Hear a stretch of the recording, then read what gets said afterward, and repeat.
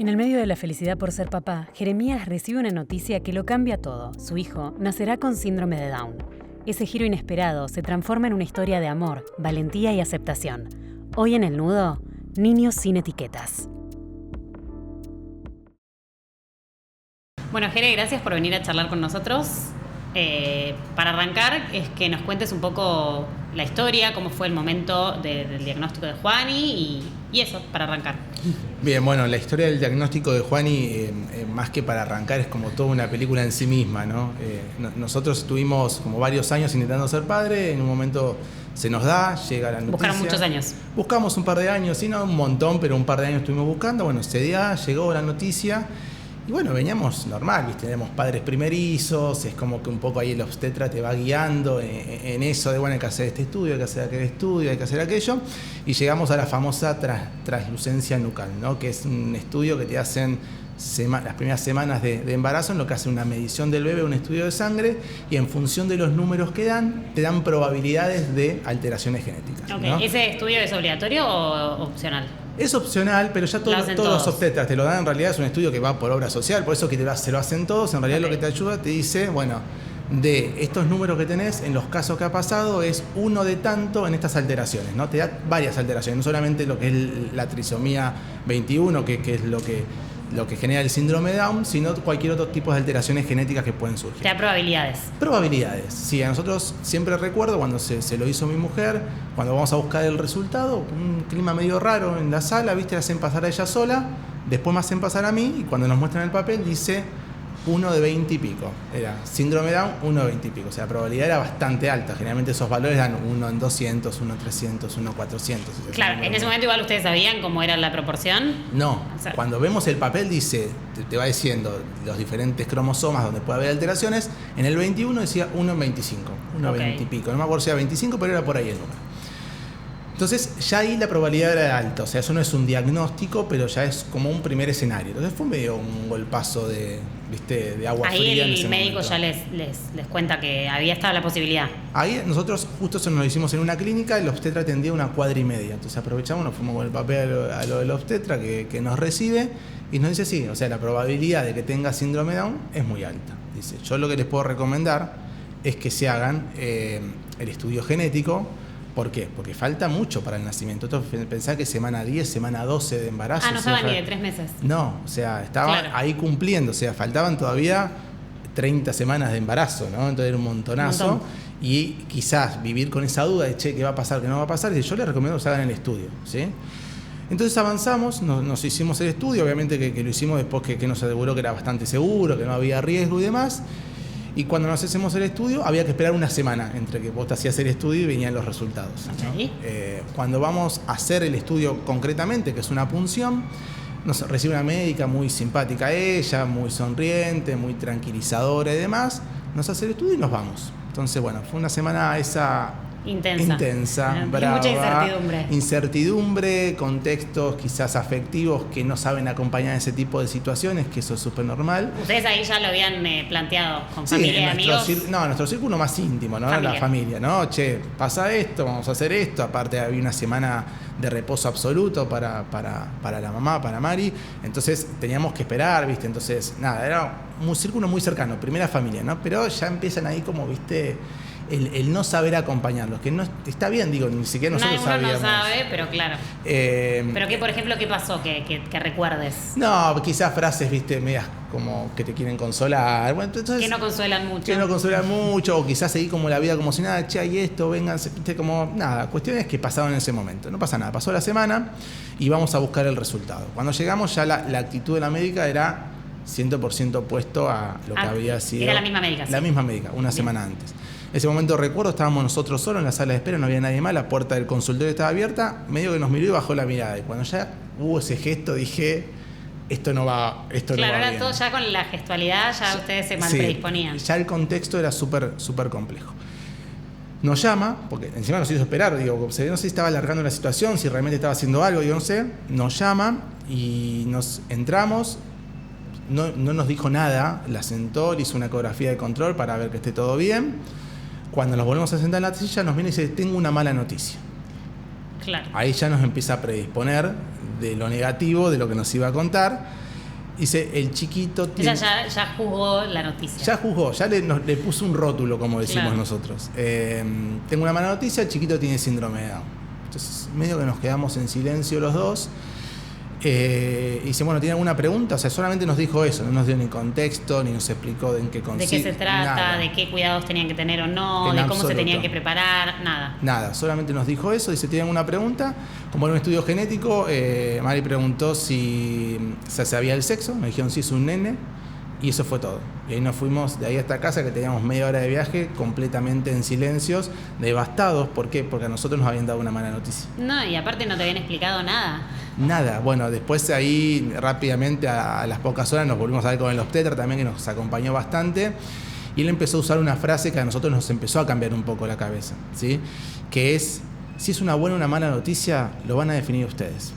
Esto es azar, ¿viste? Si es bueno o es malo, es una decisión, no es una decisión, es algo que van a experimentar ustedes con el paso de los años. Sí, cómo lo experimentan van a saber si fue una buena o una mala noticia, tal cual. Cómo la atraviesan. Exactamente. Bueno, y eso pasó. Les cambió un poco la perspectiva, digamos. No, se empezó a cambiar, digo. Hay una realidad que cuando uno recibe un diagnóstico no típico, digo, sea síndrome de Down, sea cualquier otro diagnóstico, lo hemos experimentado después también hablando con muchas familias, uno atraviesa un duelo, que es un momento lógico porque uno está esperando ir para allá y de repente... Sí, que todo vaya como en una dirección medio programada. Exacto, y de repente, viste, estás yendo de vacaciones, como ahí se cuenta, estás yendo de vacaciones a la playa y de repente te das cuenta que te equivocaste de camino, estás llegando a la montaña con nieve, no tenés el bolso preparado, claro. No tenés los elementos que necesitas, pero bueno, empezás pero también hay una montaña y hay cosas para disfrutar de ese lado. Exactamente, es que empezar a cambiar la perspectiva. Entonces, lo que nosotros hicimos con esto de enterarnos tanto tiempo antes es prepararnos. Entonces empezamos a informarnos, empezamos a entender qué podía pasar, qué no podía pasar, de qué se trataba, digo, juntarnos con gente que realmente nos acompañó, los círculos de amigos se van purificando, dice uno. ¿Cambiaron? Mucho, sí, bastante. Hay gente que era muy cercana y de un día para el otro dejó de hablar. Pero ¿y cuál es tu análisis de eso? Como que no supieron cómo acompañar, no supieron cómo acompañar. Estar. Yo creo que es y tampoco preguntar, porque muchas veces yo pienso que en el rol de acompañar, muchas veces es cómo puedo hacerlo, ¿no? Como que eso ya te predispone a lo que sea que puedas hacer, está genial. Mirá, yo cuento una historia que es muy, muy cercana, que la conté varias veces. Una amiga de la familia, que es como una prima nuestra, me escribió una vez que yo lo hice público, dice, Jere, no sé qué decirte, me dice. Pero estuvo bien, porque ella desde la sinceridad... Quiero hablar con vos, pero no sé qué es lo que tendría que decir. Y yo le respondí, bueno, felicitame, porque en definitiva lo que nosotros queríamos ser padres, digo, esa había sido nuestra decisión y era el camino que nosotros estábamos buscando.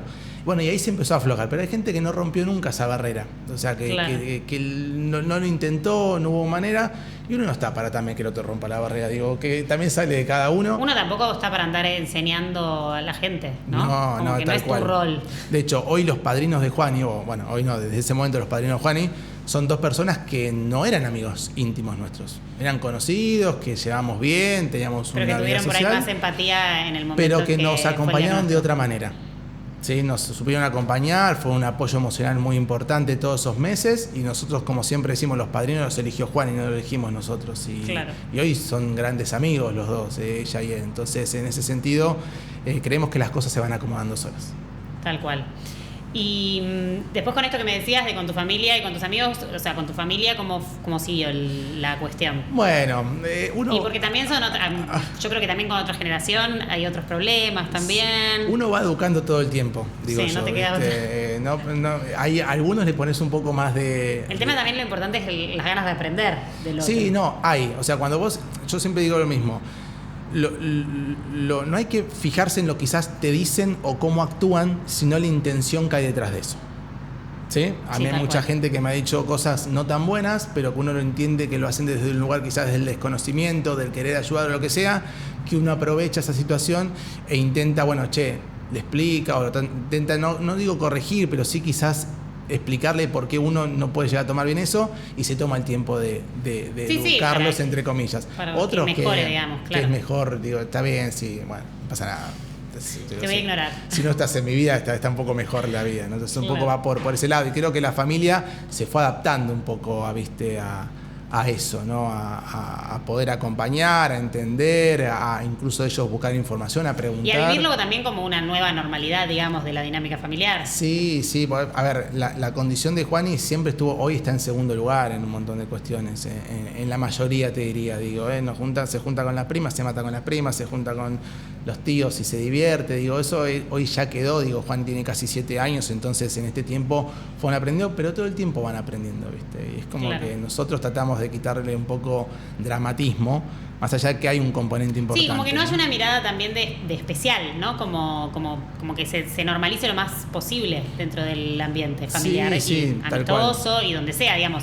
Que la inclusión sea real, ¿no? Esa era otra de las preguntas que te iba a hacer, como la importancia de la exclusión, de cómo fue la experiencia, por ejemplo, con la escuela o en esas cuestiones. Obviamente vos sos activista por la inclusión, pero bueno, ¿cómo fue ese proceso? Mirá, yo creo que hoy en términos de inclusión todavía como sociedad estamos un poco lejos, ¿sí? Yo digo que estamos transicionando entre lo que es la integración, que es permitir que personas con discapacidad ocupen lugares también con personas sin discapacidad, pero para la inclusión en un montón de aspectos nos está faltando, ¿sí? Y hoy creo que estamos haciendo incluso, te diría, un poco un retroceso para atrás. Sí. Pero se van ganando lugares, ¿no? El objetivo quizás en algún momento es llegar a lo que nosotros llamamos pertenencia, que no es que lo incluyan porque tiene síndrome de Down, sino que sea uno más y que realmente no haya una etiqueta encima de él de que tengan que hacer una excepción para que ocupe ciertos espacios o ciertos lugares en la vida. Claro. Lo que nosotros fue con la escuela fue un proceso muy complicado y hoy por hoy lo sigo viendo. Porque era una escuela común. Él era una escuela común, él hizo maternal desde el año y a los 3, después de la pandemia, cuando sala de 3, él entró a una escuela común. ¿Eso hay alguien que, ustedes esa decisión la toman solos o los aconsejan o cómo fue? Es una decisión que tomamos nosotros en función también con sus equipos de terapeutas, ¿sí? Obviamente que esto es un desarrollo, hoy creemos que la mejor educación para Juani es la educación inclusiva. Quizás el día de mañana, por cómo se desarrolle él o cómo se desarrollen los contextos, puede ser que termine una educación especial. Eso lo va marcando y cada chico tiene su tiempo. Se va evaluando con el tiempo. Exactamente, o sea, es como yo siempre digo, cada chico con síndrome de Down, cada chico con síndrome de Down es un caso aparte, es una persona, tiene sus... Sí, igual yo creo que con cualquier chico uno va evaluando cómo va haciendo su ciclo formativo, digamos, por también. Eso, o sea, todo va cambiando en el crecimiento, digamos. Sí, pero es más fácil excluir a las personas que tienen discapacidad que a las que no lo tienen, y eso es una realidad. Y es súper complejo en un montón de aspectos. Entonces muchas veces es porque quizás el chico no pudo seguir el ritmo. Claro, es como más fácil echarle la culpa al síndrome de Down de que no cumplió las expectativas del año, por ejemplo, y entonces por ahí te lo excluyen. Eso es lo que estás queriendo decir, sí. Sí, a ver, en términos de inclusión, todos dicen ser inclusivos. Son pocas las escuelas que realmente son inclusivas. Hay escuelas que te dicen, sí, podés traerlo, tenemos el cupo, ese falso cupo que no existe, lo tenemos, lo llevas. Lo que terminan haciendo después es no acompañándote en ese proceso de todo lo que contemplas. Por ejemplo, un chico hace terapias a la tarde. Muchos tienen doble escolaridad y en algunos momentos no van a la tarde. Y el colegio te dice, no, acá tienen que hacer la doble escolaridad sí o sí porque tiene que ser igual que sus compañeros. O quizás les van poniendo objetivos iguales a los de sus compañeros, que quizás la currícula para él tiene que estar adaptada a ciertas cuestiones. Entonces, no te terminan diciendo que te vayas, pero te van invitando a que te vayas. Entonces nosotros cuando buscamos el colegio para Juan, hicimos como una pequeña investigación de colegios que realmente tenían como un trabajo inclusivo. En un momento nos encontramos con alguien... Que abordaban a los chicos de manera más individual, básicamente. Sí, a ver, por empezar que tomaban personas con síndrome de Down, después averiguamos con una profesional que trabajaba, que no me acuerdo en ese momento ni cómo llegamos, y nos dio algunas puntas, estos colegios sí, estos colegios te dicen que sí, pero después no. Y empezamos a mandar solicitudes.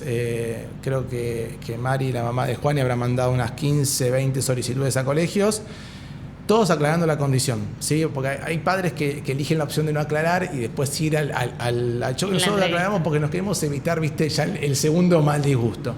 Y también perder tiempo, ¿no? Que va un poco por ese lado. Y cuando solamente 2 colegios nos dieron entrevistas. El primero es el colegio actual de Juani, que nos dio la entrevista y nos dijo, ustedes tienen la vacante, busquen todos los colegios que quieran, pero si en 3 meses no tienen colegio, nosotros la vacante se la guardamos.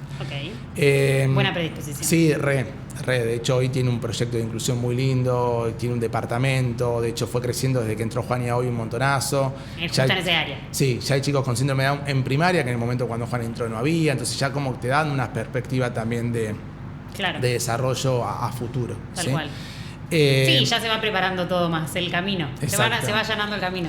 El otro colegio que nos dio la entrevista nos dijo que en una semana nos respondía. Pasaron 4 o 5 años, no creo que a esta altura que nos vayan a llamar, pero bueno, pasó. Y bueno, terminó Juan y un poco siempre decimos lo mismo, caímos en el que nos tocó. Pero están contentos. Pero estamos contentos. No es menor. No, hoy estamos contentos, obviamente que, como todo, tiene sus cosas buenas, sus cosas malas, pero el análisis general que nosotros hacemos es súper positivo y hoy Juani en un mes y medio, 2, se va a egresar de Sadita de 5 y bueno, va a entrar a la primaria el próximo año, así que nada, muy contentos por todo ese proceso. Genial. Y también para cerrar este tema, ¿qué cambios crees vos que serían necesarios que sucedan para lograr una verdadera inclusión?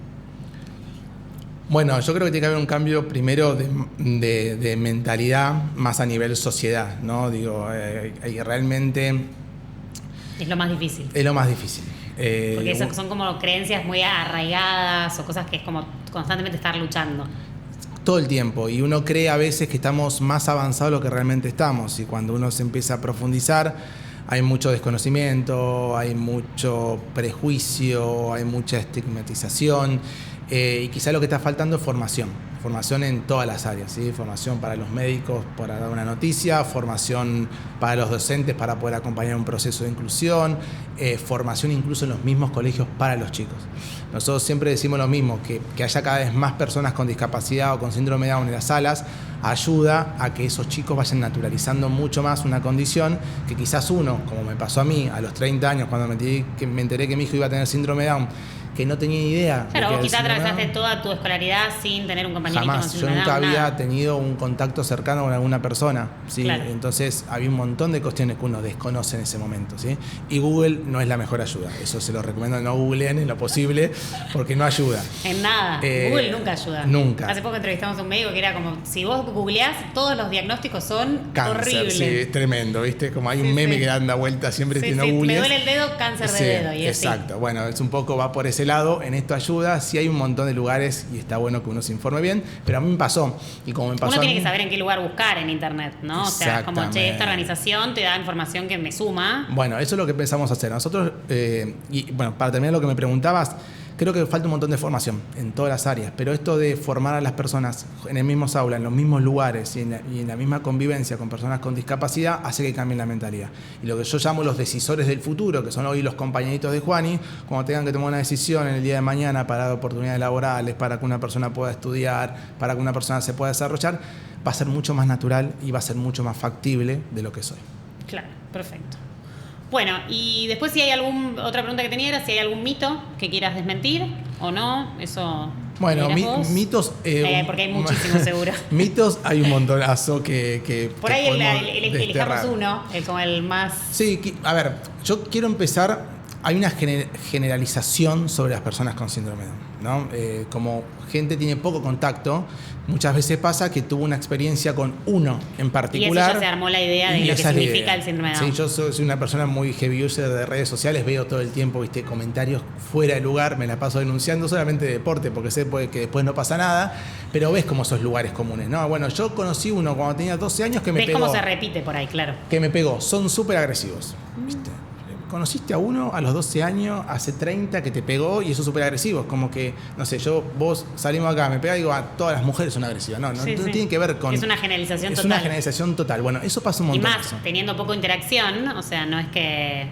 La generación todavía es más grave, digamos. Por eso, a ver, las personas con síndrome de Down tienen una discapacidad intelectual, ¿sí? Eso es como un poco la definición. Eso hace que quizás tengan que tener más tiempo para llegar a algunos objetivos. Y quizás algunas cosas no las terminen de desarrollar como una persona neurotípica o una persona sin discapacidad. Eso va un poco por ese lado. No son angelitos, Juan es tremendo, nos lo vimos retando. Como cualquier otro nene con o sin síndrome de Down. Exactamente, hace la misma macana, se pelea con la hermana de la misma manera. O sea, angelitos no son. No son niños. Puede que haya, también que haya, porque dentro de la diferencia hay pero lo mismo que sería un nene sin síndrome de Down.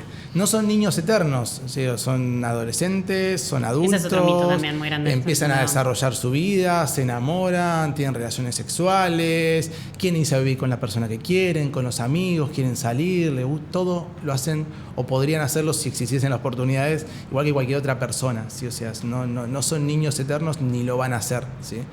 Eso quizás son como los dos mitos que más dan vueltas, ¿viste? Alrededor de las personas con síndrome de Down, los de angelitos y los de niños eternos. Bueno, no son ni una cosa ni la otra. Perfecto. Y bueno, ahora ya para ir cerrando un poco la entrevista, es como lo que te quería preguntar era qué consejo le darías a otros padres que se encuentran con una noticia similar. Esperemos que no, que le diga que no es mala, ¿no? Pero bueno, una noticia de este tipo. A ver, hoy por hoy sigue siendo un problema cómo las personas se enteran del diagnóstico de sus hijos, y eso suele marcar un poco todo ese proceso que uno atraviesa. Hay una ley del diagnóstico humanizado ya aprobada, que todavía no está reglamentada a nivel nacional y que recién ahora 4 provincias se han adherido a esa ley. Entonces todavía en eso nos falta un montonazo. ¿Esa ley qué dice? Esa ley lo que permite es lo siguiente, que se le dé el diagnóstico con información objetiva, ¿sí? Lo que pide también es la capacitación de los médicos. Digo, un médico estudia 12 años, no tiene una materia de cómo hablar con los pacientes.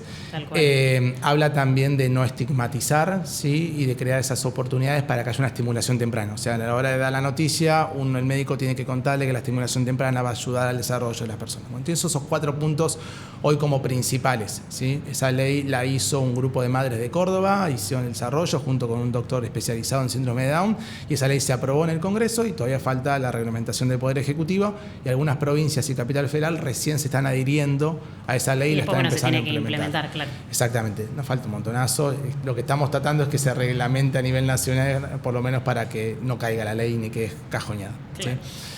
Más allá de eso, ¿qué le diría a una persona que sentía el diagnóstico? Vos sabés que me escriben bastante por esto, ¿no? Che, estoy esperando el diagnóstico, estoy preocupada. Por ahí están en la ventana, en la semana ventana. Está en la semana, bueno, hace 2 o 3 días me escribió una mamá que estaba en esa semana ventana, ¿no? Y que un poco, no sabía qué hacer. Y yo un poco lo que le digo es que lo vivan como les salga. Digo, uno pasa por un momento de culpa, porque cree que por sentirse mal o por estar triste eso está mal, digo, y es parte normal, es parte del duelo. Como si lo estuvieras rechazando. Y no es eso, o sea, es parte de un duelo, de recibir una noticia que uno no esperaba, inesperada, y que tiene que cambiar ese mindset. Entonces lo que yo le digo es, atraviesen ese duelo, vívanlo, infórmense, eso es súper importante, y júntense con las personas que realmente lo hacen bien. Eso para mí es súper importante. Sí, también consumir historias como la tuya también yo creo que genera como esa cuestión de representación, ¿no? También, y como uno dice, bueno, che, esto está bueno también. Sí, está buenísimo, pero también hay mucha gente que quiere mostrar eso súper positivo, y te muestra solo lo positivo y quizás terminamos cayendo en la romantización de una condición que no deja de ser una discapacidad. Tal cual. Entonces lo que yo digo es, sigan esas historias. Nosotros nos ayudó mucho ver a otras personas con síndrome de Down de cerca, ver a niños, ver a chicos trabajando, nos ayudó un montonazo, y también a informarnos de manera objetiva, ¿sí? Porque el síndrome de Down, más allá de lo que es la discapacidad, está muy aparejado a un montón de enfermedades que tienen más probabilidad de que suceda. ¿Sí? No quiere decir que pero que está bueno que uno ya vaya sabiendo. Entonces ya saben, nosotros cuando llegamos al día que nació Juani sabíamos que podía tener una cardiopatía, sabíamos que podía pasar esto, que podía pasar otro. Después de muchas cosas que no pasaron, pero lo teníamos en el radar. Claro. Entonces nos ayudó mucho eso, a juntarnos con gente que realmente nos acompañen y con médicos que realmente conozcan la condición y que pueda acompañar a uno en todo ese proceso de información, ¿no? Bueno, perfecto, entonces. Muchas gracias por esta charla. Gracias a vos por invitarme.